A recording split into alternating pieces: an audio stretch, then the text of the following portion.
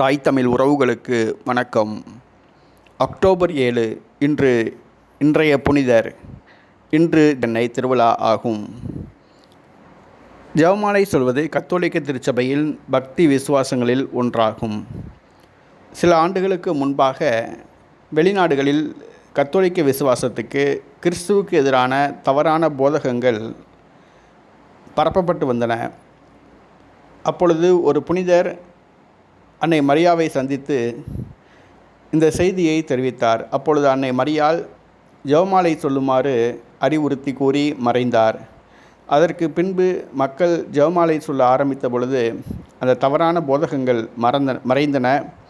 திருச்சபை வளர ஆரம்பித்தது. 1945 ஆண்டு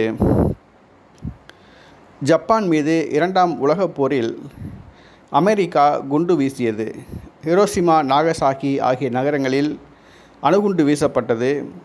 அதில் 1,00,000 பேர் இறந்தனர். அந்த ஹிரோஷிமா நகரில் உள்ள ஒரு சேசு சபை துறவியர் மடமும் அந்த ஆலயமும் அதிலிருந்த குருக்களும் மட்டும் பாதுகாக்கப்பட்டனர்.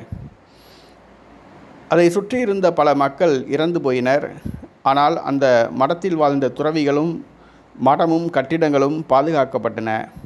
அப்பொழுது அந்த குருக்கள் ஆச்சரியப்பட்டு தாங்கள் ஜெபமாலை சொல்லி வந்ததன் பலனே தங்களுடைய உயிர் பிழைப்புக்கு காரணம் என்று சான்று பகிர்ந்தனர். ஜெபமாலை சொல்வோம், நம்முடைய விசுவாசத்தை வளர்த்து கொள்வோம், அன்னை மரியாளின் அடைக்கலத்தை நாடுவோம்.